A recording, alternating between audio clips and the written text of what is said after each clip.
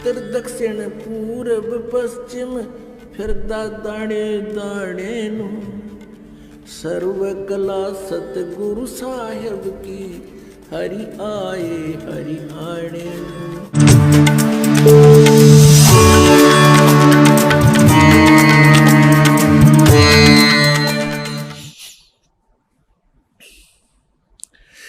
कोटि कोटि सिजदा करूं कोटि कोटि प्रणाम चरण कमल में राखियो मैं बंदी जाम गुलाम कुत्ता हूँ गुरुदेव का रामपाल दास को नाम गले प्रेम की जेवड़ी जहाँ खेचो वहाँ जाऊं तो करो तो बावड़ू दूर दूर करो तो जाऊं ज्यों राखो त्यों ही रहूं जो देव सुख। परम पिता परमात्मा पूर्ण ब्रह्म सारी सृष्टि के रचनहार कबीर देव कबीर परमेश्वर जी की असीम रजा से आप सभी पुण्यात्माएं सत्संग श्रवण करने के लिए उपस्थित हो पाए। मानुष जन्म दुर्लभ है मिले न बारंबार तरवर से पत्ता टूट गिरे वो बोहरने लगता डर पृथ्वीपति चकवे गए जिनके चक्र चलंत रावण सरीखे कौन गिने हैं ऐसे गए अनंत। मानुष जन्म पाए के जो नहीं रटे हरि नाम जैसे कुआ जल बिना फिर बनवाया क्या काम।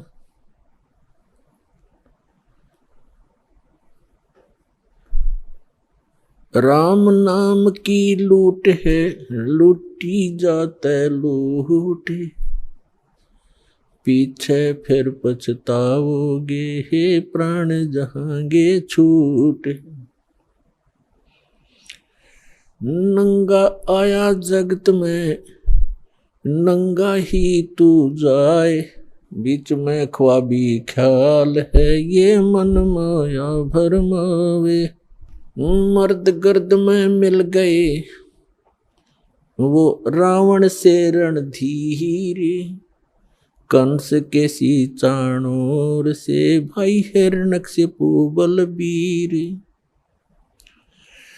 तेरी क्या बुनियाद है जीव जन्म धर लेते गरीब दास हरि नाम बिना तेरा खाली रह जा खेत। जिन हर की चोरी करी और गए राम गुण बोले ते बेदना बागुल किए है रहे उर्द मुख झोले। राम रटत कोड़ी भलो चू चू पड़े जो चामे वो सुंदर शरीर किस काम का जा मुख नाही नाम। राम रटत कन्या भली साकट भलो न पूते जैसे छेरी के गल में गल थना जिसमें दूध ना मूत। राम रटत दारिद्र भलो टूटी घर की छान वो सुंदर महल किस काम के जहाँ भक्ति नहीं भगवान। कबीर जिव्या तो वाए भली जो जप हरि नाम नहीं तो काट के फेंक दियो ये मुख में बलो ना चाम। परम पिता परमात्मा परमेश्वर हमारे पिता सबके जनक सर्व उत्पादक परमात्मा प्रभु कबीर साहब जी कबीर जी ये परम अक्षर ब्रह्म है, सारी सृष्टि के रचनहार हैं। और पुण्यात्माओं, आपके ऊपर रहम किया उस दीन दयाल ने, आपको ये तत्व ज्ञान समझाया, आप तक पहुंचाया। आप तक ये तत्व ज्ञान पहुंचाने के लिए उस परमेश्वर ने कितने कितने कष्ट उठाए। आप तक पहुंचने के लिए उस परमात्मा ने भिन्न भिन्न भेष बनाए। और आप जी ने इस काल की भांग को इतना पी लिया कि इस काल के इस नकली सुख, इस झूठे सुख के नशे में आप भगवान को पहचानना भूल गए। परमेश्वर कहते हैं, मैं रोवत हूँ सृष्टि को, सृष्टि रोवे मोहे, गरीबदास इस वियोग को समझ न सकता कोई। हमारे पिता कहते हैं, हमारे भगवान कहते हैं कि मैं तुम्हें रो रहा हूं, तुम्हारे लिए भटक रहा हूं कि तुम गलत स्थान पर रह रहे हो। या कोई जीव सुखी नहीं, या सुख नाम की वस्तु नहीं।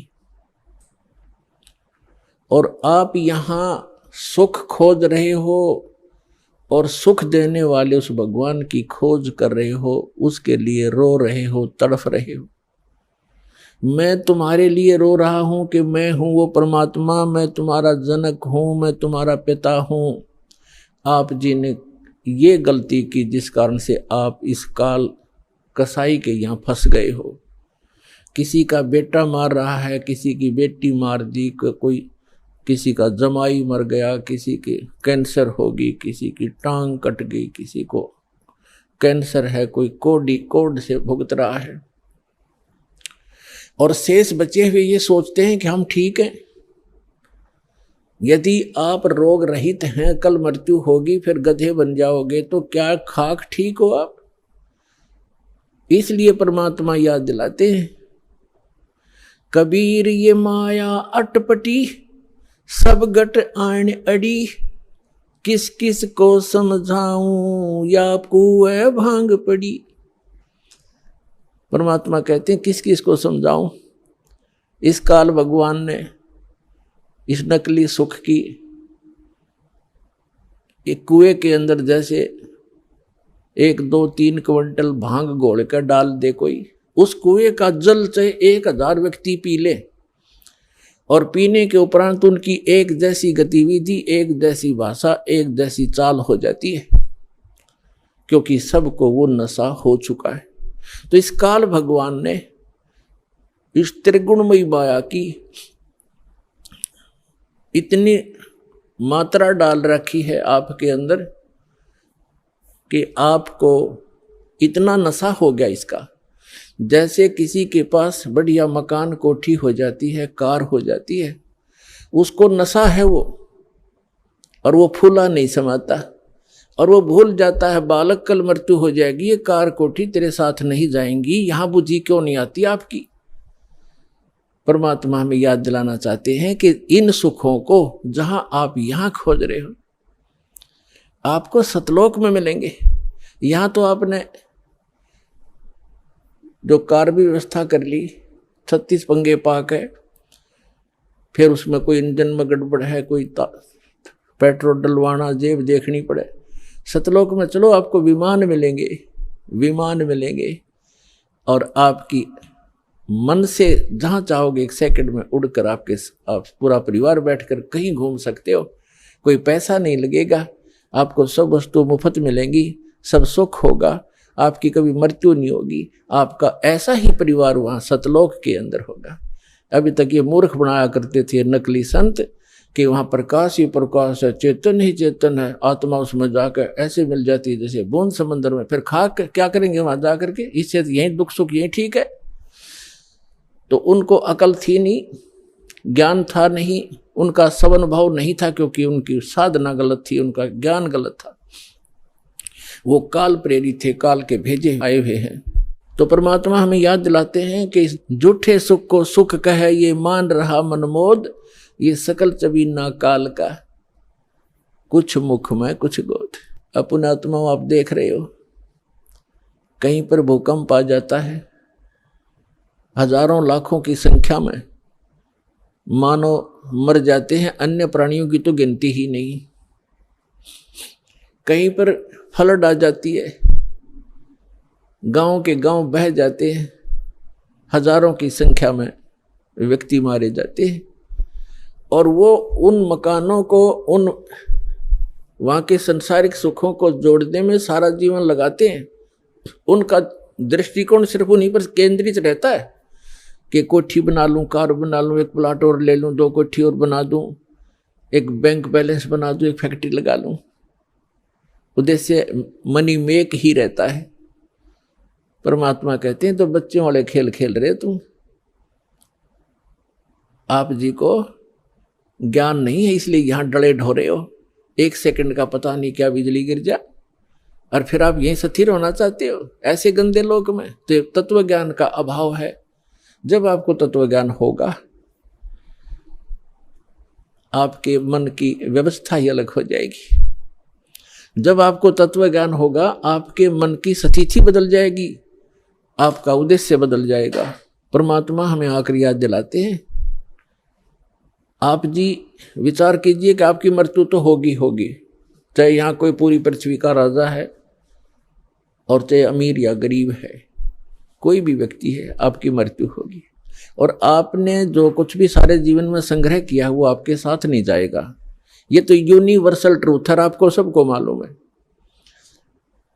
और पुण्यात्माओं, ठीक है, आपके पूर्वजन्म के पुण्य हैं, आपको जो भी वस्तु उपलब्ध है इसको ये समझ लो कि आपकी नहीं है। आप एक रेस्टोरेंट में रह रहे हो। अब जैसे अच्छे पूंजी वाले व्यक्ति, सेठ धनी व्यक्ति अच्छे रेस्टोरेंट में जाकर के अपना 1, 2, 3, 4 जैसा भी वो वहाँ दिन रात व्यतीत करना चाहते हैं, तो उनके पास पैसा घना है, तो वे हाई क्लास के, हाई क्वालिटी के रेस्टोरेंट के अंदर रह रहे हैं। वहाँ सुविधाएं अच्छी हैं, सोफा सेट हैं, बढ़िया पलंग हैं, टीवी रखे हैं, सारी व्यवस्था है वहाँ पर। बैल बजा दी, बैरा आ गया, जो वस्तु मांगी उपलब्ध होगी खाने और पीने की। और एक गरीब व्यक्ति जाके एक सिंपल होटल में रुका है जिसमें एक तख्त पड़ा है और सिंपल आहार है, थोड़ा खर्चा है उसका। तो ऐसा ही समझ लो आप, जो गरीब है वो एक सिंपल होटल में रह रहा है, अमीर है वो बड़े होटल में रह रहा है, लेकिन वस्तु किसी की नहीं। वहाँ पर होटल में गए व्यक्ति को पता होता है कि यहाँ तेरी वस्तु कोई नहीं है, इनको प्रयोग कर सकता है, वो भी अपने खर्चे से। तो इस काल भगवान का ये होटल है फॉर एग्जाम्पल। और इसमें आपके पुण्यों के कारण आप सुविधा जो आपको है वो आपके पूर्वजन्म की पूंजी से है, जेब आपकी ही खर्च हो रही है। जो सुविधाएं आपको उपलब्ध हैं आपके पुण्य क्षीण हो रहे हैं। और गरीब व्यक्ति है वो समझ ले सिंपल होटल में रह रहा है, कोई झोंपड़ी में है चाहे सिंपल मकान में रह रहा है, तो वो भी एक होटल में ही है। एक दिन दोनों ने ही जाना है और दोनों ने वो सब वस्तुएं यही छोड़ जाना है। अब जाना कहाँ है? स्वदेश को जाना है। होटल में व्यक्ति वही रहता है जो विदेश गया हुआ है, अपने घर से बाहर है। आज तक आपको यही नहीं मालूम कि हम इस होटल को छोड़कर प्रस्थान कहाँ करेंगे। आपको तो जबरदस्ती जब आपकी पूंजी समाप्त हो जाती है, आपका समय समाप्त हो जाता है, उस होटल से पकड़कर बाहर फेंक दिया जाता है सड़क पे, आप कहीं जाओ। जब हम घर से बाहर चलते हैं वैसे किसी काम कार्यवश, तो जाने से पहले हम वहाँ कहाँ रुकेंगे, रात्रि हम कैसे व्यतीत करेंगे, उसकी व्यवस्था पहले करके जाते। और संसार छोड़ के जाने वाला व्यक्ति कभी सोचता भी नहीं कि मृत्यु के बाद मैं कहाँ जाऊंगा। तो वो ज्ञान अब आपको प्राप्त हो रहा है कि आप ये साधना करोगे और आप इन होटलों में रहो जैसे जिसकी व्यवस्था है, ठीक है। धनी है अपने उस सुविधा को प्राप्त करो, निर्धन है अपने उन मकानों में गुजर करो। और दोनों ही 2 रोटी खाते हैं, एक गरीब भी और सेठ भी। और एक चारपाई पर ही सोते हैं, 3-3 4-4 पर सेठ नहीं सो सकता। एक कोने में चाहे 10 कक्ष की कोठी हो, एक कक्ष के एक कमरे में एक तख्त 3.5 बाई। परमात्मा कहते हैं क्या चढ़ावा मेंढिया और लंबी भीत उसार, घर तक 3.5 हाथ गणाते 3.25।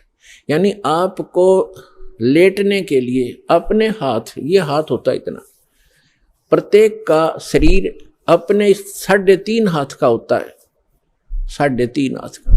तो परमात्मा कहते हैं आपने 20 कक्ष की कोठी बना रखी है, उसमें 3.5 हाथ और बाई 1 हाथ, भाई इतनी जगह की जरूरत है आपको। बाकी उस कोठी की शर्मा मार ले, क्या बनेगा उसका? समय खोया, अपना जीवन व्यर्थ किया।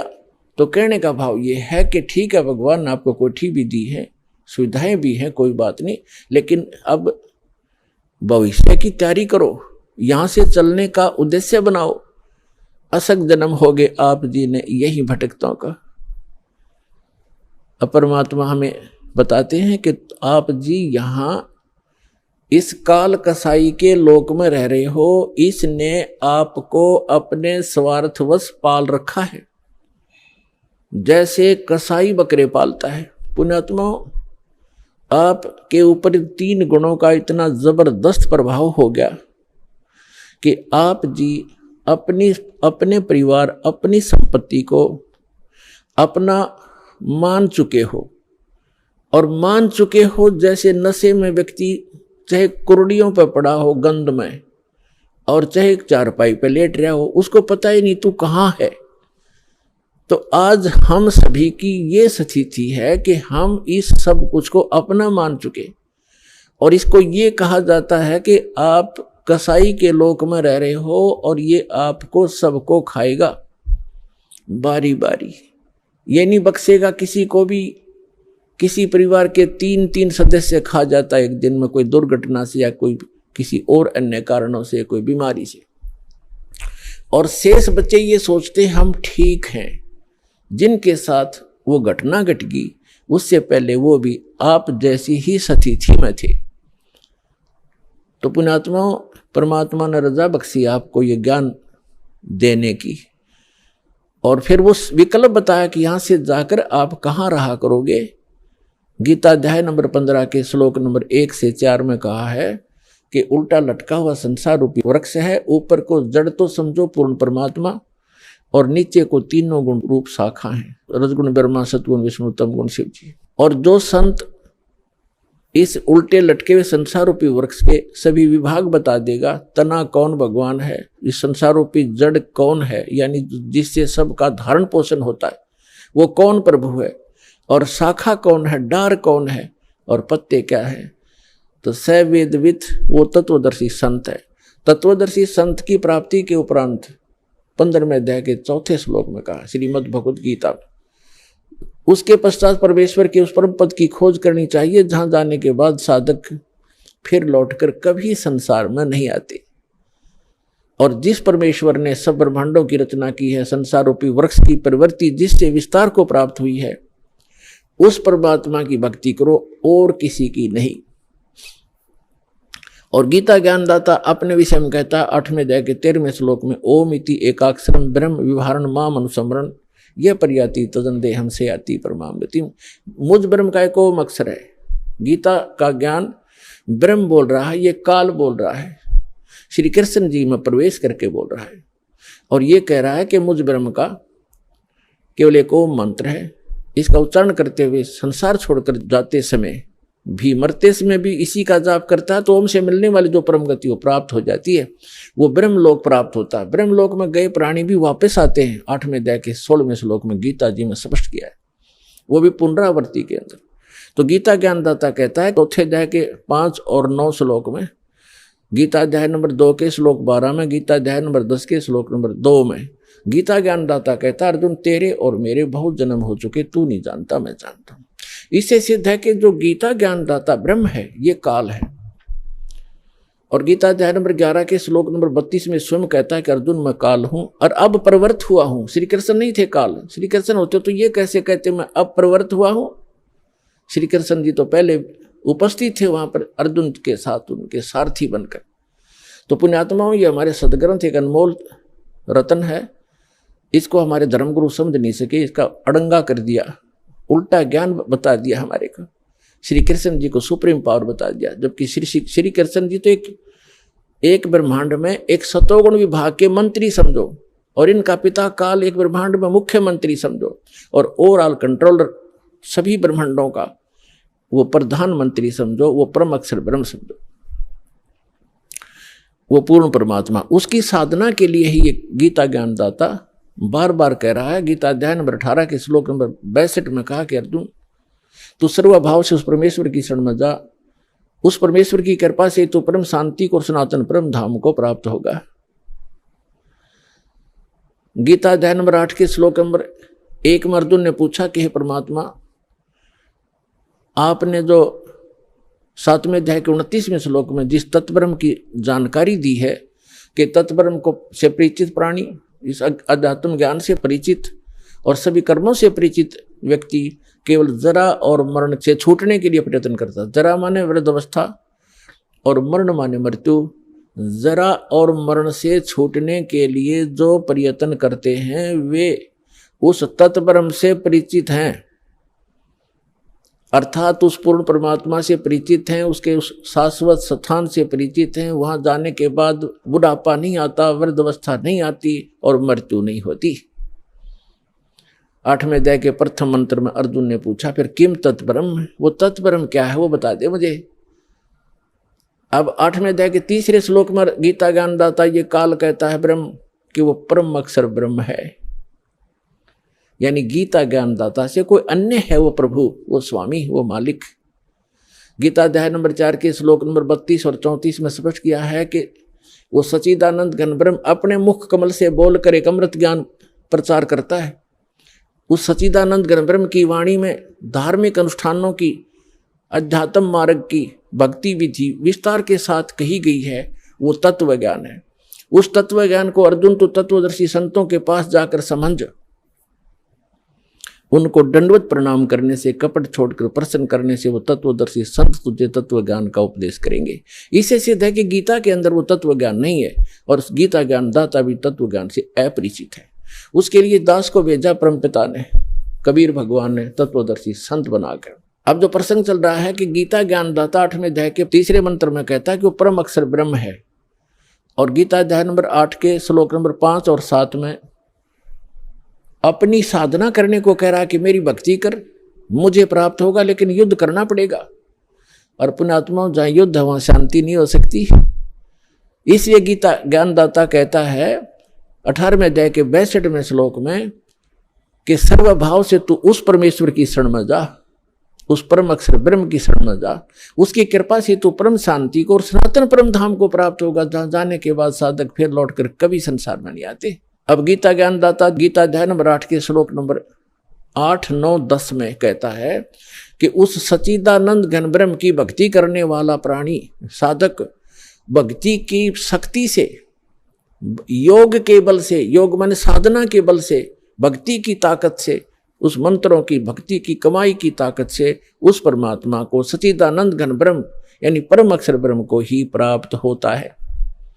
अपना तो उसने मंत्र बता दिया 8वें अध्याय के 13वें श्लोक में कि मुझ ब्रह्म का केवल एक ओम अक्षर है, नथिंग एल्स।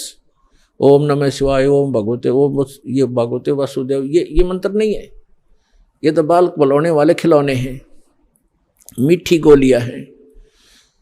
17वें अध्याय के 23वें श्लोक में गीता ज्ञानदाता ने केवल संकेत दिया है कि उस सच्चिदानंद घन ब्रह्म के पाने का 3 मंत्र का जाप है, नथिंग एल्स, उसके अतिरिक्त कुछ नहीं। ओम तत्सत इति निर्देश है ब्रह्मण त्रिविध समर्थ ब्राह्मणा तेन वेदा चयगा विहिता पुरा। क्योंकि परमात्मा प्रत्येक युग में आते हैं और प्रत्येक युग में अपना यथार्थ ज्ञान सुनाते हैं। कुछ पुण्यात्माएं उनको स्वीकार करती हैं, इसलिए कहा कि स्टार्ट जब होता है उस समय परमात्मा यथार्थ ज्ञान देता है। ब्राह्मण माने विद्वान पुरुष, बुद्धिमान व्यक्ति, फिर इसी आधार से वो साधना किया करते हैं। फिर कुछ दिनों के बाद फिर से ये काल के दूत सक्रिय हो जाते हैं और यथार्थ ज्ञान को समाप्त कर देते हैं। इसलिए गीता ज्ञानदाता कहता है कि मैंने पहले भी ये ज्ञान दिया था शाश्वत इन सभी को, और फिर उसको आगे कुछ दिन चला, लेकिन अब ये लोप हो गया, या पुनः फिर दे रहा हूं। तो यहां बताया है कि ओम तत्सत, ओम तो ब्रह्म का, गीता अध्याय नंबर 15 के श्लोक नंबर 16 और 17 में 3 पुरुष हैं, एक सरपुरुष एक अक्षर पुरुष। सरपुरुष ये काल है, ये ब्रह्म है जिसके लोक में हम फंसे हुए हैं, ये काल कसाई कहा गया है। इसको वेदों के जो ज्ञाता कहलाते थे इसको ब्रह्म कहते थे, और ब्रह्म को ये सुप्रीम पावर कहते थे। इनको कख भी पता नहीं था। ये केवल 21 ब्रह्मांड का स्वामी है, प्रभु है, ब्रह्म है। ब्रह्म माने भगवान है, स्वामी है। और फिर परब्रह्म, इससे नेक्स्ट, जैसे दादा परदादा, एक दादा उससे नेक्स्ट दादा, तो ये ब्रह्म। फिर परब्रह्म, परब्रह्म को अक्षर पुरुष भी कहते हैं, इसको सर पुरुष कहते हैं ब्रह्म को।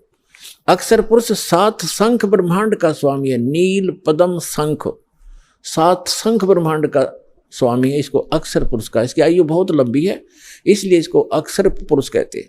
अब जो तीसरे नंबर का है, गीता अध्याय नंबर 15 के श्लोक 16 में 2 पुरुष हैं, सरपुरुष और अक्षर पुरुष। और बताया कि जितने भी इनके अंतर्गत प्राणी हैं शरीरधारी, इन सब का, और साथ में इन दोनों सरपुरुष और अक्षर पुरुष का, शरीर तो नाशवान है, जीवात्मा किसी की नहीं मरती। आगे फिर 15वें अध्याय के 17वें श्लोक में तुरंत बताया है कि उत्तम पुरुष है तू अन्य परमात्मा इति उदाहरते। उत्तम पुरुष, पुरुषोत्तम, पुरुषोत्तम तो कोई और ही है इन दोनों से, सरपुरुष और अक्षर पुरुष से। वो 8वें अध्याय के 3रे श्लोक में गीता ज्ञानदाता ने बता दिया वो परम अक्षर ब्रह्म है। अब देखो, ब्रह्म एक सरब्रह्म, सरपुरुष कहो चाहे सरब्रह्म को, ये तो 7 संग ब्रह्मांड का प्रभु है, स्वामी है, सरब्रह्म, जिसको काल कहते हैं, जिसने गीता का ज्ञान श्री कृष्ण में प्रवेश करके दिया, इसको सरब्रह्म कहते हैं। ये 21 ब्रह्मांड का ब्रह्म है, स्वामी है। और जो अक्षर ब्रह्म है, अक्षर पुरुष कहो चाहे अक्षर ब्रह्म को, वो 7 संग ब्रह्मांड का स्वामी है। और परम अक्षर पुरुष कहो, परम अक्षर ब्रह्म को, वो असंख्य ब्रह्मांड का ओवरऑल कंट्रोलर है। और वही इस संसार रूपी वृक्ष का मूल है, जड़ है, जिससे सबका धारण पोषण होता है, जो सबका पालक है। गीता अध्याय नंबर 15 के श्लोक नंबर 17 में कहा कि उत्तम पुरुष है तू अन्य परमात्मा इति उदाहरत है, यह लोक तरम आविश्य विभर्ति अवैश्वर है। ओम तत्सत, इसमें बताया है कि उत्तम पुरुष है तू अन्य, इन सरपुरुष और अक्षर पुरुष से वो श्रेष्ठ भगवान, उत्तम माने श्रेष्ठ, पुरुषोत्तम कहो उत्तम पुरुष कहो एक ही बात है। वो पुरुषोत्तम तो कोई और है, वो परम अक्षर ब्रह्म है। 8वें अध्याय के 3रे श्लोक में गीता ज्ञानदाता ने स्पष्ट ही कर दिया। और जिसको परमात्मा कहा जाता है, ओए होए अपने आत्मा, अभी तक तो आप जी को अध्यात्म मार्ग का ABC भी ज्ञान नहीं था, क्योंकि हमारे ये गुरु ही ऐसे नकली थे, इनको स्वयं ज्ञान नहीं था। अब परमात्मा का अर्थ क्या होता है? अब आज का जो सत्संग है, इस परमात्मा कौन है? ये कसाई काल के लोक में हम रह रहे हैं, हम कैसे कैसे ये कसाई है और परमात्मा कौन है? जैसे गीता अध्याय नंबर 15 के श्लोक नंबर 17 में स्पष्ट कर दिया है कि उत्तम पुरुष है तू अन्य परमात्मा इति उदाहरत है, जिसको परमात्मा कहा जाता है। ओए होए, परमात्मा, परम माने श्रेष्ठ, आत्मा माने सोल, यानी अच्छी आत्मा, दीन दयाल जिसको कहा जा सकता है, परमात्मा, श्रेष्ठ आत्मा। और जो मारे, पूरे किसी परिवार को मारता है, काटता है और बुरा हाल कर रखा है, क्या वो परमात्मा हो सकता है? न, कभी नहीं। भले ही हम उसको अनजानपने में परमात्मा मान बैठे हैं, पर वो परमात्मा नहीं है। परमात्मा की परिभाषा से जब आप परिचित होगे, परमात्मा वो है जो केवल सुख दे, दुख नहीं दे। तो वो सतलोक, वो परमात्मा जो हमें वो स्थान बता रखा कि मेरा वहाँ लोक है, मैंने वहाँ ऐसी व्यवस्था कर रखी है, तो सारे असंख्य ब्रह्मांडों के प्राणी आप सतलोक में रह सकते हो। और सबके सब एक जैसी व्यवस्था है, सुंदर महल बने हुए हैं, तेज पुंज के सुंदर, आगे बाग बगीचे हैं, सबके आगे पार्क बने हुए हैं, उसमें बहुत सुंदर फल मेवा सदा लगी रहती है। और जब चाहे किसी प्रकार का आहार मन इच्छा आप करोगे, आपकी रसोई में तैयार मिलेगा, बना बनाया पका पकाया सेकंड में, और फल फ्रूट हैं। तो वहां जाने के लिए परमात्मा कहते कि वो है परमात्मा, उसको परमात्मा कहते हैं। वह मृत्यु नहीं, बुढ़ापा नहीं, रोग नहीं, शरीर ऐसा है, राग द्वेष होता ही नहीं। और वहां ऐसी व्यवस्था है तो चाहे तो भी राग द्वेष नहीं हो सकता, क्योंकि सबको एक जैसी सुविधाएं हैं। अब जैसे पुण्यात्मा आप यहाँ रह रहे हो, 2 दिन रुको, 10 दिन रुको, आपको बना बना भोजन एक भंडारे मिलेगा, एक जैसा सबको, किसी में कोई अंतर नहीं, एक जैसी सीटिंग होगी, एक जैसा आपका बिस्तर होगा, एक जैसे सबको नहाने धोने की व्यवस्था सबको बराबर है। तो यहाँ राग द्वेष हो ही नहीं सकता। कोई उसे मूर्ख बुद्धि भ्रष्ट होता है, जिसका स्वभाव में प्रवेश होता है, वो आकर बकवाद वैसे कर लो, किसी ने यहाँ गद्दा लगा रखा है, अपना बिस्तर लगा रखा है, दूसरा आके घाटी इधर, मैं इधर बैठूंगा, तो ये तो कहीं पैदा कर लो, बकवादी आदमी होते हैं, वो तो दुर्बुद्धि होते, नहीं तो सभ्य व्यक्ति होते हैं। या कोई प्रकार का द्वेष राग आपको नहीं हो सकता, क्योंकि सबको एक जैसी व्यवस्था है। ऐसे ही सतलोक के अंदर वहाँ किसी चीज का अभाव नहीं। यहाँ चोरी डाकैत और ये बुराइयां क्यों करते हैं? क्योंकि यहाँ पर हर चीज का अभाव है। प्रत्येक वस्तु किसी भी व्यक्ति को उपलब्ध नहीं है, चाहे किस कोई भी है। किसी को ऐसा रोग हो जाएगा, चाहे कितना सेठ है, उसकी दवाई मिल लेना, मारे जाओ टक्कर द्वार के। एक बता रहा था कि इतना बड़ा सेठ था, करोड़ों की इनकम थी उसको, और स्वयं वो कोई ना फल खा सकता था, ना कोई आहार कर सकता था, दाल का पानी घोल के और छान के पिया करता। चाट ले उस माया न सिर पर धर ले फैक्ट्री और कोई ठीरे। कहते हैं जीवित जग में जूती पड़े फिर जम तोड़े छाती, बिना भक्ति के प्राणी यही दुखी हो जाएंगे, आगयम के दूत उनको बहुत सताएंगे। तो यहाँ परमात्मा आपको बताना चाहते हैं कि आप काल के लोक में रह रहे हो। गीता अध्याय नंबर 15 के श्लोक नंबर 16-17 में 3 पुरुष हैं। अब 17वें का प्रकरण चल रहा है कि उत्तम पुरुष है तू अन्य और परमात्मा इति उदाहरते, उसको परमात्मा कहा जाता है। और ये लोक धर्म अविश्य विवर्ती, जो तीनों लोकों में प्रवेश करके सबका धारण पोषण करता है, वो अव्यय ईश्वर है, वो है अविनाशी परमेश्वर, वो है अविनाशी भगवान, अविनाशी स्वामी। गीता अध्याय नंबर 15 के श्लोक नंबर 18 में ये बुद्धिहीन व्यक्ति जो नकली हैं वो ये कहते हैं कि रामपाल 15वें अध्याय के 18वें श्लोक के बारे में क्यों ना बोलता, कि उसमें लिखा है, गीता ज्ञानदाता कहता है कि मैं लोक वेद में, मैं इन सभी प्राणियों से उत्तम हूं, और इसलिए लोक वेद, लोके वेदे, लोक वेद में पुरुषोत्तम प्रसिद्ध हूं।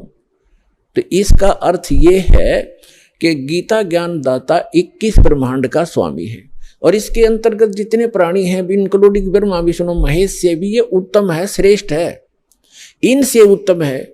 इसलिए दंत कथा के आधार पर, लोक वेद के आधार पर मैं पुरुषोत्तम प्रसिद्ध हूं, क्योंकि मैं इनसे उत्तम हूं, श्रेष्ठ हूं, तगड़ा हूं, इसलिए मैं पुरुषोत्तम प्रसिद्ध हो रहा हूं। लेकिन उत्तम पुरुष है तू अन्य 15वें अध्याय के 17वें श्लोक में उसने क्लियर कर दिया। तो पुण्यात्माओं, ये अज्ञानता का ही परिणाम होता है, जिसमें थोड़ा बहुत कचरा रह जाता है, वैसे फसड़ कराया करे वो फिर कार्बोरेटर। तो इनमें थोड़ा ये दास चाहता है कि सारा सफाई कर दूं ताकि आपको कोई मिसगाइड ना कर सके। तो इस प्रकार 15वें अध्याय के 18वें श्लोक को समझो कि ये कहता है कि जितने मेरे अंतर्गत प्राणी हैं उनसे मैं उत्तम हूं, पुरुषोत्तम कहलाता हूं, इसलिए इन तम तगड़ा हूं, श्रेष्ठ हूं, इसलिए पुरुषोत्तम प्रसिद्ध हो रहा हूं। लेकिन वो पुरुषोत्तमता कोई और है। 15वें अध्याय के 17वें श्लोक में। तो अब प्रसंग हम यहां आते हैं कि उसको परमात्मा कहा जाता है। ओए है परमात्मा, प्रभु का नाम का अर्थ होता स्वामी। उसको ब्रह्म कहो, प्रभु कहो, साहिब कहो, और राम गॉड खुदा अल्लाह कहो। अल्लाह भी स्वामी। और जैसे परमात्मा किसे कहते हैं?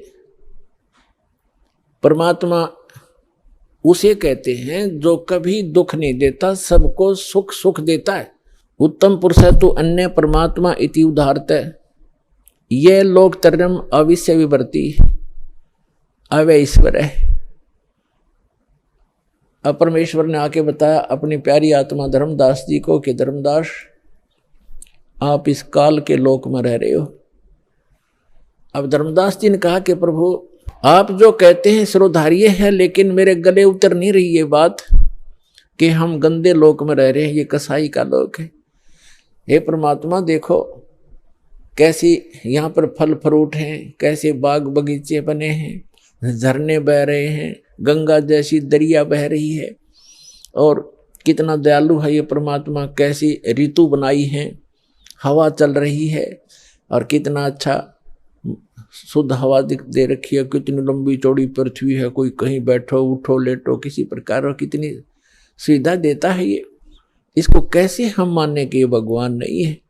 तब परमात्मा ने बताया कि पुण्यात्मा धर्मदास जी को कहा कि इस काल को एक श्राप लगा हुआ है कि 1 लाख मानव शरीरधारी प्राणियों को ये नित्य आहार करेगा और 1.25 लाख उत्पन्न करेगा मानव, यानी 25% एक्स्ट्रा ये उत्पन्न करेगा। इसने सतलोक में गलती की थी, जिस कारण से इसको ये एक रोग लगा, श्राप लगा। और आप जी ने गलती की थी कि आप भगवान को छोड़कर इस पर आसक्त हुए थे, जिस कारण से आप इसके साथ यहां आ गए। आपके लिए ऑप्शन है वापस जाने का, आप वापस जा सकते हो, जैसे विधि मैं बताऊंगा इस साधना को करके। और ये इसलिए अब यहाँ प्रश्न एक और उठ जाता है भक्तों के मन में कि भगवान ने इसको श्राप नहीं देना चाहिए था। ये श्राप नहीं देते तो ये हमें नहीं खाता या नहीं रोके रखता। आपको तो इसने रोके रखना ही रखना था।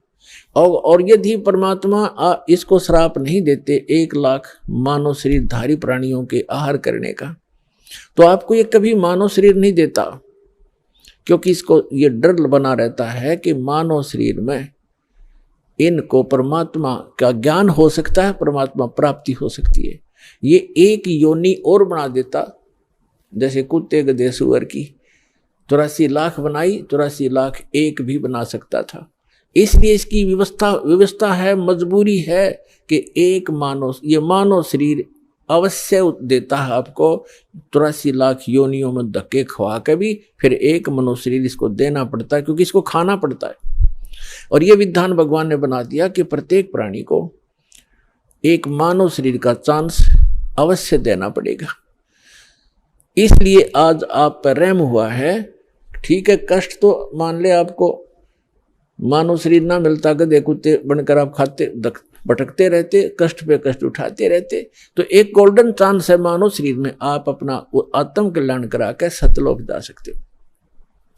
ये सुविधा देवताओं को भी उपलब्ध नहीं है, क्योंकि जितना जीव घना सुखी होगा उतना भगवान से कोसों दूर होगा, ये सत्कर मान लियो।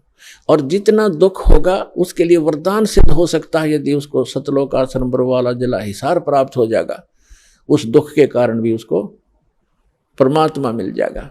कबीर साहब कहते हैं कि सुख के माथे पत्थर पड़ो, जो नाम हृदय ते जावे, और बलिहारी उस दुख के जो पल पल नाम रटावे। परमात्मा कहते हैं आग लगे से सुख के जो भगवान से दूर करे, भाड़ में जाओ कोठी कार ये मंत्री पद, जिस तो भगवान भूल जाए। अरे हे भगवान, ऐसा कष्ट दिए रखना, आपकी याद बनी रहे। तो पुण्यात्मा, आप बालक हो, अध्यात्म ज्ञान मिला नहीं। आमीन, जय बजरंग बली, जय गणेश जी के गीत गा के हम इनकी भी भक्ति सही नहीं कर पा रहे थे। गणेश जी की, शिव जी की, विष्णु जी की, माताओं की, ये साधना भी इस दास के पास उपलब्ध है, जो ये आपको यथार्थ लाभ देंगे। इन मंत्रों के वश हैं ये, जो दास आपको देगा। ये इनके बस की बात नहीं है। इन मंत्रों के जाप से आप अपने आप ये अट्रैक्ट होते हैं। जैसे उदाहरण देते रहते हैं कि भैंसा होता है, भैंसे को भैंसा भैंसा करते रहो, कति ध्यान नहीं देगा। एक बार उसकी एक अलग से लैंग्वेज होती है, प्रत्येक क्षेत्र वाइज उसको एक बार करते हुर्र तो वो तुरंत देखता है और बहुत सावधानी से तकता है किधर से आई आवाज। तो ये समझ लेना, ये जो दास आपको मंत्र देता है इन भगवानों की, यह पूजा नहीं है, इनसे लाभ लेने के ये विशेष मंत्र है जिनके ये अट्रैक्ट होते हैं, विवश हैं, ये लाभ देते ही देते हैं। और इसके अतिरिक्त कोई मंत्र आप जाप करते रहो, आपको वो अध्यात्म लाभ नहीं मिलेगा, क्योंकि वो शास्त्र विधि त्याग कर मनमाना आचरण है, जिसके विषय में गीता अध्याय नंबर 16 के श्लोक 23-24 में स्पष्ट किया है कि शास्त्र विधि को त्याग कर जो मनमाना आचरण करते हैं उनको ना सुख होता है, ना उनकी उनको सिद्धि प्राप्त होती है, और न ही उनकी कोई परम गति होती है, यूजलेस, व्यर्थ है। तो शास्त्र अनुकूल साधना इस विषय में इस दास रामपाल दास के अतिरिक्त कहीं पर भी उपलब्ध नहीं है।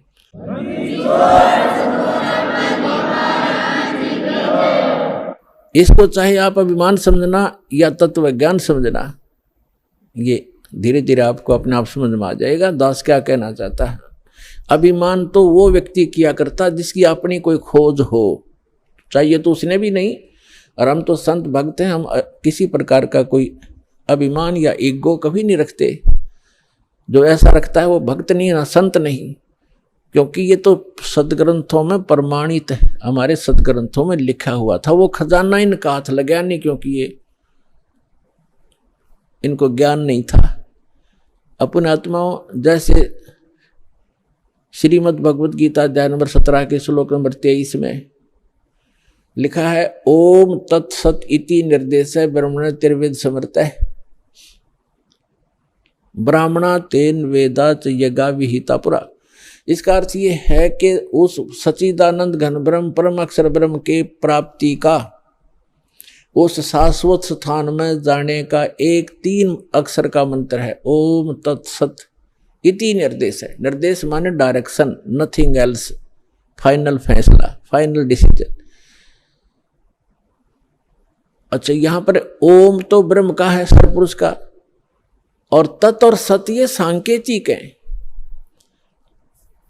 तत् ये अक्षर पुरुष का, जिसको अक्षर ब्रह्म भी कहते हैं, जो सात्संग ब्रह्मांड का स्वामी है, ये मंत्र है। और सत्य ये परम अक्षर ब्रह्म का मंत्र है। ये तत् और सत्य सांकेतिक है। और यहां बताया है, गुरु बिन वेद पढ़े जो प्राणी, समझन सार रहे अज्ञानी। गुरु बिन काहू न पाया ज्ञाना, जो थोथा भूस छड़े मूड किसाना। सतगुरु के बिन, गुरु के बिना किसी को भी वेदों का ज्ञान नहीं हुआ। वो तो ऐसे अपने अटकलबाजी करते रहे जैसे कोई मूढ़ किसान धान निकालने के बाद पड़ी पराली को और उसको कूट रहा है मोगरों से, डंडों से, या उनको पटक रहा है पकड़ पकड़ के। किस लिए? उससे पूछा जाए कि इसमें से कनक निकाल लूंगा, धान निकाल लूंगा, तो उसको ज्ञान नहीं है, वो मूढ़ है। और समझदार तो उसमें से निकाल के ले जा चुका है, वो तो पराल पड़ी है, भूस पड़ा है। तो जो भूस को कूट रहा है वो तत्व ज्ञान उस मार्ग का परिचित नहीं है। तो यहां बताया है, गुरु बिन काहू न पाया ज्ञाना, जो थोथा भूस छड़े मूढ़ किसाना। गुरु बिन वेद पढ़े जो प्राणी, और समझे न सार रहे अज्ञानी। तो ये सभी अज्ञानी थे। कई वक्त आते हैं, वो कहते हैं जी मैंने सुधांशु जी से नाम ले रखा है, और फिर क्या बताता है जी भूत प्रवेश है, प्रेत बाधा कई वर्षों से। अच्छा, फिर सुधांशु जी के मंत्र ने क्या काम करे आपका? क्या नाम दे रखा है? ओ हरिओम तत्सत। अरे वाह भाई वाह, ये है वो नीम हकीम। कहते वस्तु कहाँ खोजे कहाँ, किस विद लागे हाथ, एक पलक में पाइए भेदी ले ले साथ। अब ये तत् और सत ये सांकेतिक है। ओम तत्सत ओम तत्सत ये नहीं जब करना। हरिओम तो कभी करना ही नहीं साथ लगा करके। ओम की बेइज्जती करते हो आप। ओम मंत्र अकेला जाप किया जाता है, इसके साथ कोई भी जोड़ नहीं होना चाहिए। ऐसे ही अब क्या बताया है कि जैसे एक धनी व्यक्ति था, सेठ था, साहूकार, उसने अपनी पैड में, बही में, डायरी में लिख दिया, उसके अपने ही मकान के आंगन में एक मंदिर बना रखा था। और उसमें वही में लिख दिया पैड में, डायरी में, कि चांदनी 14, यानी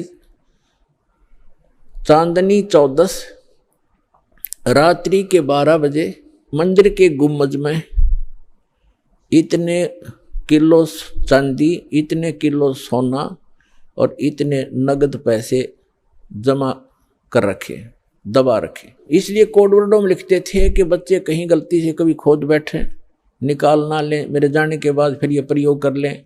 इसलिए चोरों के डर से वो ऐसे छुपा दिया करते थे। पहले बैंक नहीं होते थे। उस सेठ की मृत्यु होगी अचानक।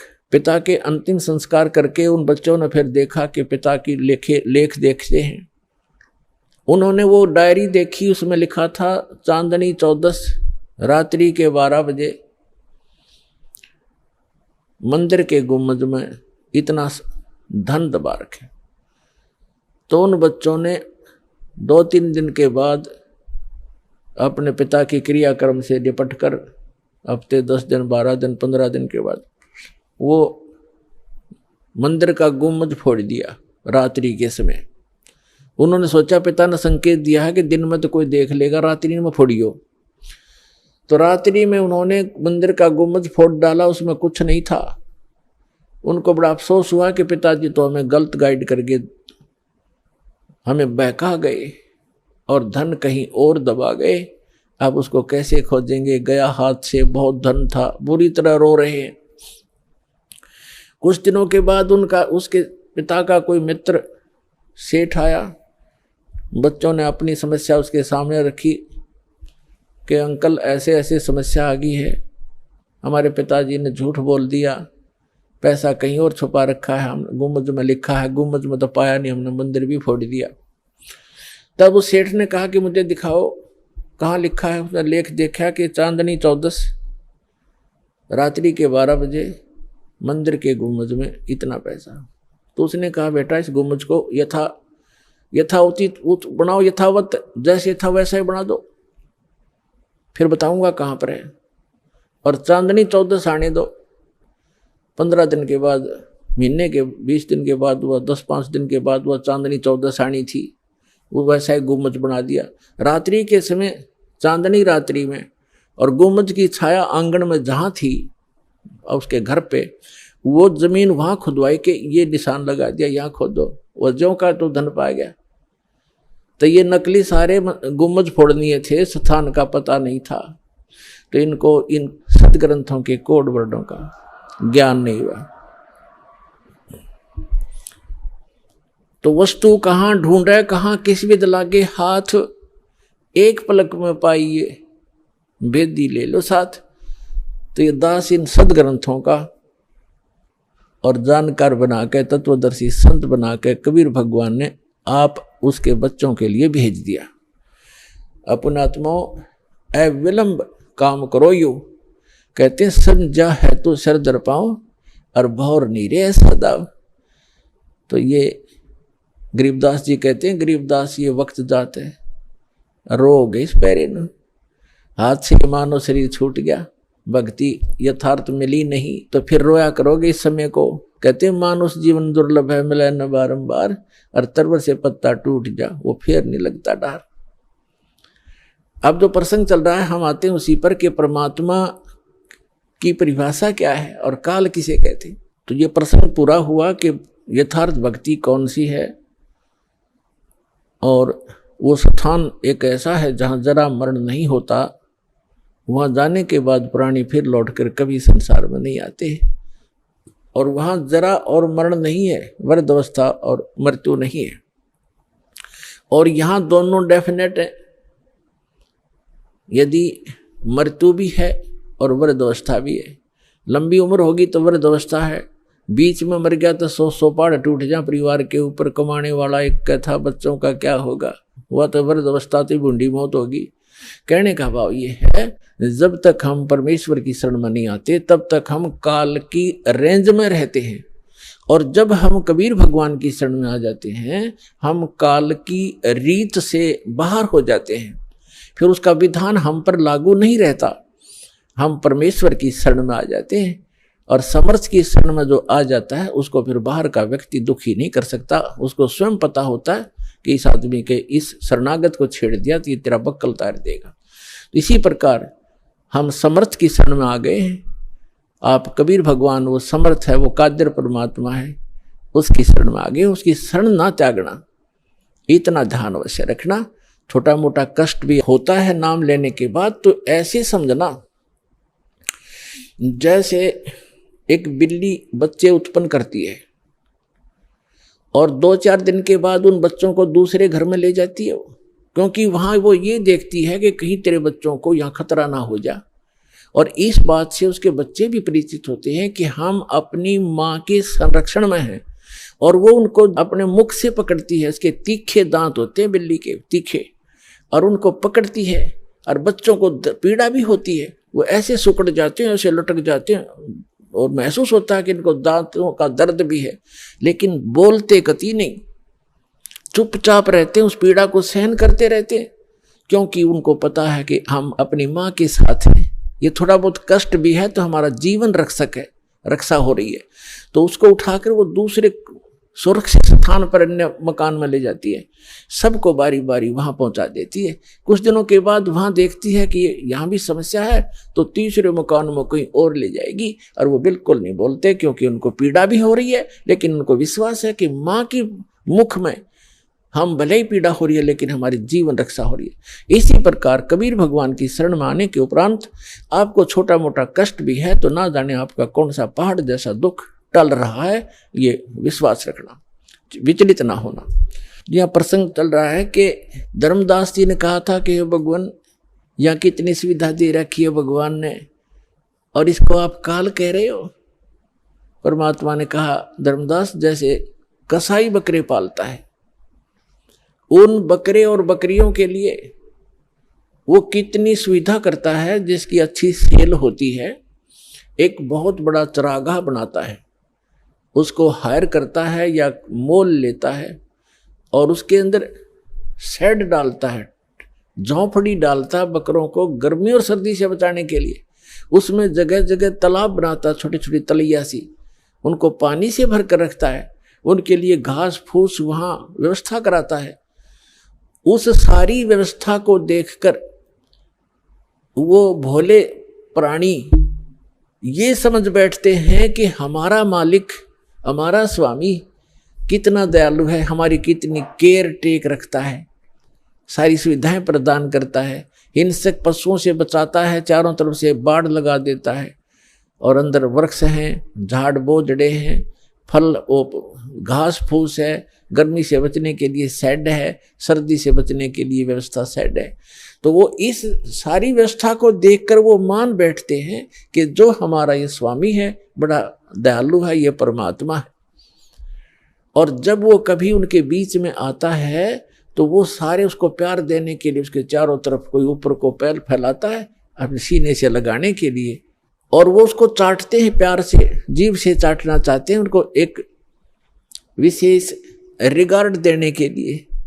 वो तो चाट रहे हैं जीभ से, और वो कसाई देख रहा है से हाथ लगा के, और वो खुश होते हैं कि हमारा मालिक हमसे प्यार कर रहा है। वो देख रहा है कि ये कितना मांस हो गया, कितने का बिकेगा, और वो सोच रहे हैं मुझे हमें प्यार कर रहा है। तो पुण्यात्मा परमात्मा कहते हैं कि जिस समय उस कसाई को 5-10 बकरों की आवश्यकता पड़ती है, बकरियों की, तो उस समय वो ये नहीं देखता ये किसकी माँ है, किसका बेटा है। एक परिवार के 3-3 इकट्ठे भी आ सकते हैं, उन्हें तो मोटे मोटे छांट के और वो निकाल लेने जो अच्छे मांस युक्त हो गए, घनी बिक्री होगी। तो उस समय उन बकरों को भी पता होता है, ऐसे भागते ही इधर उधर दौड़ जाते, उनको मालूम है कि कहीं इनको खतरे के स्थान पर ले जा रहा है, इतना उनकी आत्मा में आभास होता है।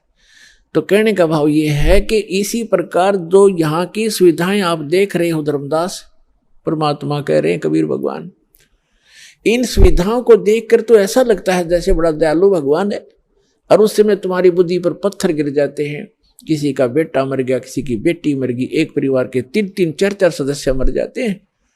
यहाँ एक बता रहे थे, कोई सरसा से सत्संग सुनकर जा था, जिसके उस गाड़ी के अंदर 16 सदस्य थे एक का परिवार के, बूढ़ा बूढ़ा घर रह गया था, 16 के 16 एक्सीडेंट में मर गए।